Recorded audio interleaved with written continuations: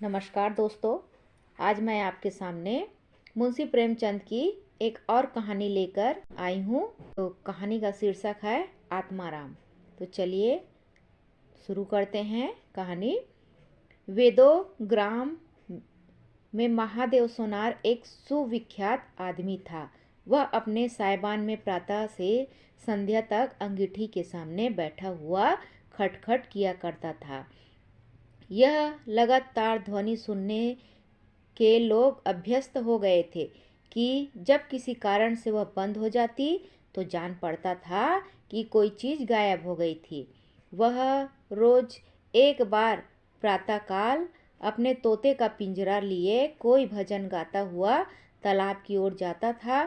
उस धुंधले प्रकाश में उसका जर्जर शरीर, पोपल मुंह और झुकी हुई कमर देखकर किसी अपरिचित मनुष्य को उसके पिशाच होने का भ्रम हो सकता था। जो ही लोगों के कानों में आवाज आती सतगुरु शिवदत्त दाता, लोग समझ जाते कि सुबह हो गई है। महादेव का पारिवारिक जीवन बहुत ही सुखमय नहीं था। उसके 3 पुत्र थे, 3 बहुएं थी, दर्जनों नाती पोते थे, लेकिन उसके बोझ को हल्का करने वाला कोई नहीं था। लड़के कहते, जब तक दादा जीते हैं हम जीवन का आनंद भोग ले, फिर तो यह ढोल गले पड़ेगी ही। बेचारे महादेव को कभी कभी निराहार रहना पड़ता था। भोजन के समय उसके घर में साम्यवाद का ऐसा गगनभेदी निर्घोष होता था कि वह भूखा ही उड़ जाता था। अर्थात उसके यहाँ लड़ाई झगड़े होते रहते थे। नारियल का हुक्का पीता हुआ बेचारा सो जाता था। उनका व्यावसायिक जीवन और भी अशांतिकारक था। यद्यपि वह अपने काम में बहुत ही निपुण था। उसकी खटाई औरों से कहीं ज़्यादा शुद्धिकारक और उसकी रासायनिक क्रियाएं कहीं ज़्यादा कष्ट साध्य थी। तथापि उसे आए दिन शक्की और धैर्य शून्य प्राणियों के अपशब्द सुनने पड़ते थे। पर महादेव अविचलित गांभीर्य से सिर झुकाए सब कुछ सुना करता था। ज्यों ही यह कला शांत होता, वह अपने तोते की ओर देखकर पुकार उठता, सतगुरु दत्त शिवदत्त दाता। इस मंत्र को जपते ही उसके चित्त को पूरी शांति प्राप्त होती थी। एक दिन संयोगवश किसी लड़के ने पिंजरे का द्वार खोल दिया। तोता उड़ गया। महादेव ने सिर उठाकर जो पिंजरे की ओर देखा तो उसका कलेजा सन्न हो गया। उसने फिर पिंजरे को देखा, तोता गायब था। महादेव घबराकर उठा और इधर उधर खैबरेलों पर निगाह दौड़ाने लगा। उसे संसार में कोई वस्तु यदि प्यारी थी तो यह सिर्फ तोता ही था। लड़के बालों नाती पोतों से उसका जी भर गया था। लड़कों की चुलबुल से उसके काम में विघ्न पड़ता था। बेटों ने उसे प्रेम न था, इसलिए नहीं कि वे निकम्मे थे, बल्कि इसलिए कि उनके कारण वह अपने आनंदमयी कुल्हड़ों की नियमित संख्या से वंचित रह जाता था। पड़ोसियों से उसे चिढ़ थी, इसलिए कि वे अंगीठी से आग निकाल ले जाते थे। इन समस्त विघ्न बाधाओं से उसके लिए कोई पनाह थी तो यह तोता था। उससे उसे किसी प्रकार का कष्ट नहीं होता था। वह अब उस अवस्था में था जब मनुष्य को शांति भोग के सिवा और कोई इच्छा नहीं रहती। तोता एक खपरेल पर जा बैठा था। महादेव ने पिंजरा उतार लिया और उसे देखकर कहने लगा, आ आ सत्य गुरुदत्त शिवदत्त दाता। लेकिन गांव और घर के लड़के एकत्र होकर चिल्लाने और तालियां बजाने लगे। ऊपर से कौओं ने काँव काँव की रट लगाई। तोता उड़ा और गांव से बाहर निकलकर एक पेड़ पर जा बैठा। महादेव खाली पिंजरा लिए उसके पीछे दौड़ता रहता था। लोगों को उसकी द्रुतगामिता पर अचंभा हो रहा था। मोह की इससे सुंदर सजीव, इससे भावमय कल्पना नहीं की जा सकती थी। दोपहर हो गई थी। किसान लोग खेतों से चले आ रहे थे। उन्हें विनोद का अच्छा अवसर मिला। महादेव को चिढ़ाने में भी सभी को मजा आता था। किसी ने कंकर फेंके, किसी ने तालियां बजाई। तोता फर उड़ा और वहां से दूर आम के बाग में एक पेड़ की फुनगी पर जा बैठा। महादेव फिर खाली पिंजरा लिए मेढक की भांति उचकता चला। बाग में पहुंचा तो पैर के तलुओं से आग निकल रही थी। सिर चक्कर खा रहा था। जब जरा सावधान हुआ तो पिंजरा उठाकर कहने लगा, सत्य गुरुदत्त शिवदत्त दाता। तोता फुनगी से उतरकर नीचे की एक डाल पर आ बैठा, किंतु महादेव की ओर संसक नेत्रों से ताक रहा था। महादेव ने समझा कि ये डर रहा है। वह पिंजरे को छोड़कर आप एक दूसरे पेड़ की आड़ में छिप गया। तोते ने चारों ओर से देखा, निशंक हो गया, उतरा और आकर पिंजरे के ऊपर बैठ गया। महादेव का हृदय है वो उछलने लगा। सत्य गुरु शिवदत्त दाता का मंत्र जपता हुआ धीरे धीरे तोते के समीप आया और लपका कि तोते को पकड़ ले, किंतु तोता हाथ न आया। फिर पेड़ पर जा बैठा। शाम तक यही हाल रहा। तोता कभी इस डाल पर जाता, कभी उस डाल पर, कभी पिंजरे पर बैठ जाता, कभी पिंजरे के द्वार पर बैठ जाता, अपना दाना पानी की प्यालियों को देखता और फिर उड़ जाता। बुढ़ा अगर मूर्तिवान मोह था तो तोता मूर्तिमयी माया थी। यहाँ तक कि शाम हो गई। माया और मोह का यह संग्राम अंधकार में विलीन हो गया। रात हो गई। चारों ओर निबिड़ अंधकार छा गया। तोता न जाने पत्तों में कहाँ छिपा बैठा था। महादेव जानता था कि रात को तोता नहीं उड़कर जा सकता और पिंजरे में ही आ सकता है। फिर भी वह उस जगह से हिलने का नाम न लेता था। आज उसने दिन भर कुछ नहीं खाया। रात के भोजन का समय भी निकल गया। पानी की बूंद भी उसके कंठ में न गई, लेकिन उसे न भूख थी न प्यास थी। तोते के बिना उसके जीवन निसार, शुष्क और सूना जान पड़ता था। वह दिन रात काम करता था इसलिए कि यह उसकी अंतः प्रेरणा थी। जीवन के और काम इसलिए करता था कि आदत थी। इन कामों में उसे अपनी सजीवता का लेश मात्र भी ज्ञान न होता था। तोता ही वह वस्तु था जो उसे चेतना की याद दिलाता था। उसका हाथ से जाना जीव का देह त्याग करना था। महादेव दिन भर का भूखा थका मांदा रह रह कर झपकियां ले लेता था, किंतु एक क्षण में फिर चौंक कर आंखें खोल देता और उस विस्तृत अंधकार में उसकी आवाज़ सुनाई देती, सत्य गुरुदत्त शिवदत्त दाता। आधी रात गुजर गई थी। सहसा वह कोई आहट पाकर चौंका। देखा, एक दूसरे वृक्ष के नीचे एक धुंधला दीपक जल रहा है और कई आदमी बैठे हुए आपस में कुछ बातें कर रहे हैं। वे सब चिलम पी रहे थे। तंबाकू की महक ने उसे अधीर कर दिया। उच्च स्वर में बोला, सत्य गुरुदत्त शिवदत्त दाता, और उन आदमियों की ओर चिलम पीने चला गया।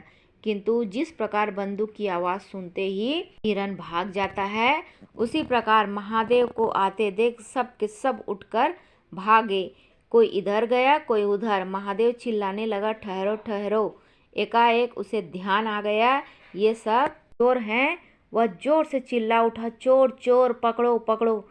चोरों ने पीछे फिर कर न देखा। महादेव दीपक के पास गया तो उसे एक कलसा रखा हुआ मिला जो मोर्चे से काला हो रहा था। महादेव का हृदय उछलने लगा। उसने कलश से में हाथ डाला तो मोहरें थी। उसने एक मोहर बाहर निकाली और दीपक बुझा दिया और पेड़ के नीचे छिपकर बैठा रहा। शाह ने चोर बन गया। उसे फिर शंका हुई, ऐसा न हो चोर लौट आवे और मुझे अकेला देखकर मोहरें छीन ले। उसने कुछ मोहरें कमर में बांध ली। फिर एक सूखी लकड़ी से जमीन पर मिट्टी हटाकर कई गड्ढे बनाए। उन्हें मोहरों से भरकर मिट्टी से ढक दिया। महादेव के अंतर्नेत्रों के सामने अब एक दूसरा जगत था, चिंताओं और कल्पना से परिपूर्ण। यद्यपि अभी कोष के हाथ से निकल जाने का भय था, पर अभिलाषाओं ने अपना काम शुरू कर दिया। एक पक्का मकान बन गया। सराफे की एक भारी दुकान खुल गई। निज संबंधियों से फिर नाता जुड़ गया। विलास की सामग्रियां एकत्रित हो गई। तब तीर्थ यात्रा करने चले और वहां से लौटकर बड़े समारोह से यज्ञ ब्रह्मभोज हुआ।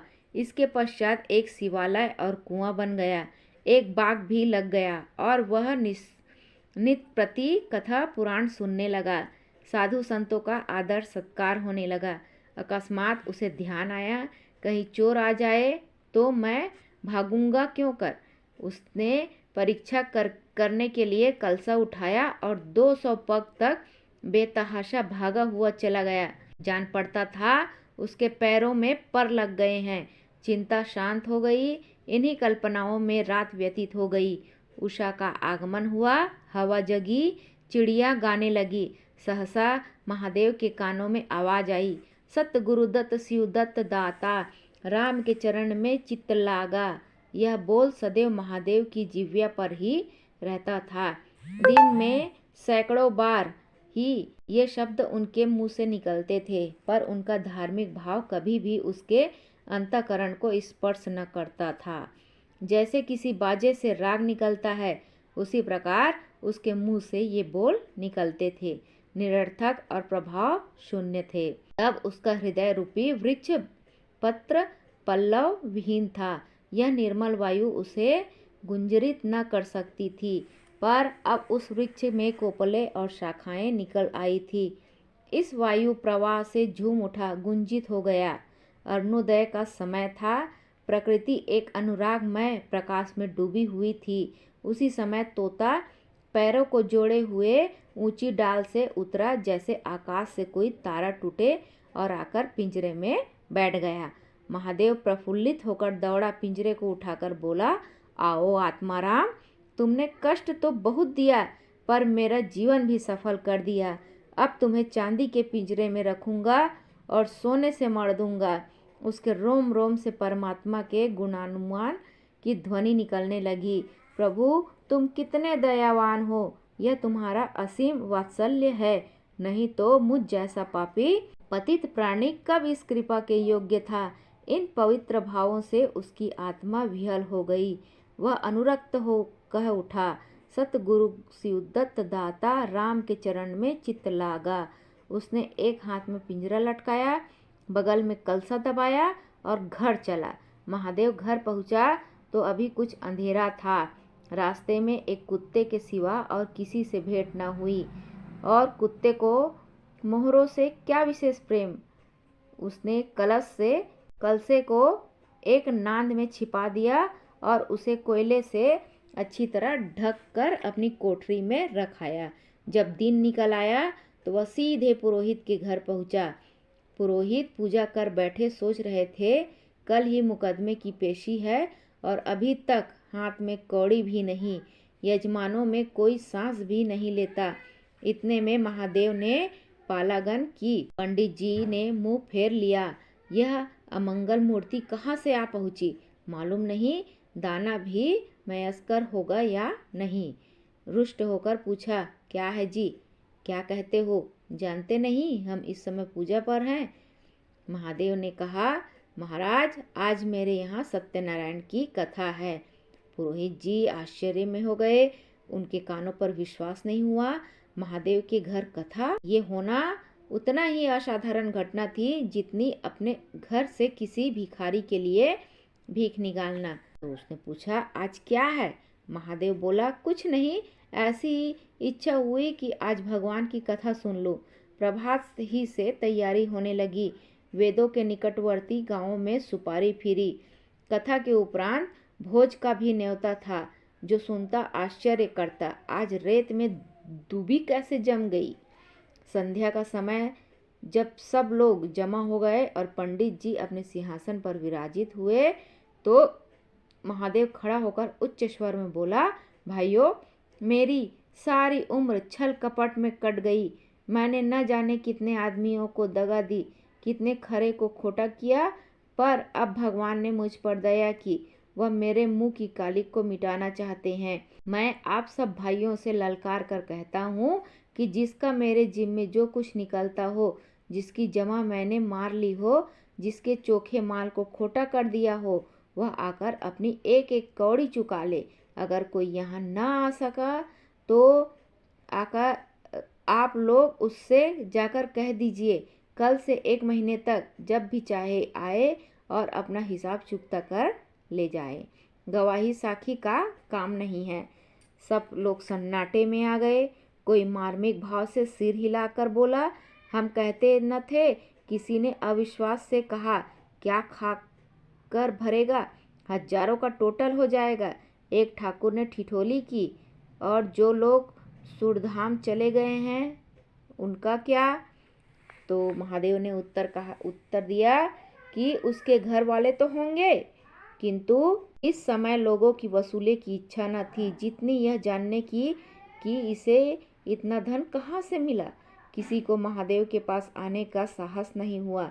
देहात के आदमी थे, गड़े मुर्दे कौन उखाड़ना चाहता है। फिर प्रायः लोगों को याद भी न था कि उन्हें महादेव से क्या पाना है, और ऐसे पवित्र अवसर पर भूल चूक हो जाने का भय उनका मुंह बंद किए हुए था। सबसे बड़ी बात यह थी कि महादेव की साधुता ने उन्हें वशीभूत कर लिया था। अचानक पुरोहित जी बोले, तुम्हें याद है मैंने एक कंठा बनाने के लिए सोना दिया था, तुमने कई मासे तौल में उड़ा दिए थे। महादेव कहता है, हाँ याद है। आपका कितना नुकसान हुआ होगा? पुरोहित कहते हैं, 50 रुपये से कम न होगा। महादेव ने कमर से 2 मोहरें निकाली और पुरोहित जी के सामने रख दी। पुरोहित जी की लोलुपता पर टिकाएं होने लगी। यह बेईमानी है, बहुत हो तो 2-4 रुपये का नुकसान हुआ होगा। बेचारे से 50 रुपये ऐंठ लिए। नारायण का भी डर नहीं है, बनने को पंडित पर नियत ऐसी खराब। राम राम राम राम। लोगों को महादेव पर एक श्रद्धा सी हो गई। 1 घंटा बीत गया पर उन सहस्त्रों मनुष्यों में से एक भी खड़ा न हुआ। तब महादेव ने फिर कहा, मालूम होता है आप लोग अपना अपना हिसाब भूल गए हैं, इसलिए आज कथा होने दीजिए। मैं 1 महीने तक आपकी राह देखूंगा, इसके पीछे तीर्थ यात्रा करने चला जाऊंगा। आप सब भाइयों से मेरी विनती है कि आप मेरा उद्धार करें। 1 महीने तक महादेव लेनदारों की राह देखता रहा। रात को चोरों के भय से नींद न आती। अब वह कोई काम न करता। शराब का चस्का भी छूटा। साधु अभ्यागत जो द्वार पर आ जाते उनका यथायोग्य सत्कार करता। दूर दूर उसका सुयश फैल गया। यहाँ तक कि महीना पूरा हो गया और एक आदमी भी हिसाब लेने न आया। अब महादेव को ज्ञान हुआ कि संसार में कितना धर्म, कितना सद्व्यवहार है। अब उसे मालूम हुआ कि संसार बुरों के लिए बुरा है और अच्छे के लिए अच्छा। इस घटना को हुए 50 वर्ष बीत चुके हैं। आप वेदों जाइए तो दूर ही से एक सुनहला कलम दिखाई देता है। यह ठाकुर द्वारे का कलश है। उससे मिला हुआ एक पक्का तालाब है जिसमें खूब कमल खिले रहते हैं। उसकी मछलियां कोई नहीं पकड़ता। तालाब के किनारे एक विशाल समाधि है। यह आत्माराम की स्मृति चिन्ह है। उसके संबंध में विभिन्न किंवदंतियां प्रचलित है। कोई कहता है वह रत्न जटित पिंजरा स्वर्ग से चला गया, कोई कहता है सत्य गुरुदत्त कहता हुआ अंतर्ध्यान हो गया, पर यथार्थ यह है कि उस पक्षी रूपी चंद्र को किसी बिल्ली रूपी राहु ने ग्रस लिया। लोग कहते हैं आधी रात को भी तालाब के किनारे आवाज आती है, सत्य गुरुदत्त शिवदत्त दाता राम के चरण में चित्त लागा। महादेव के विषय में कितनी ही जनश्रुतियाँ हैं। उनमें सबसे मान्य यह है कि आत्माराम के समाधिस्थ होने के बाद वह कई सन्यासियों के साथ हिमालय चला गया और वहां से लौट कर आया। उसका नाम आत्माराम प्रसिद्ध हो गया।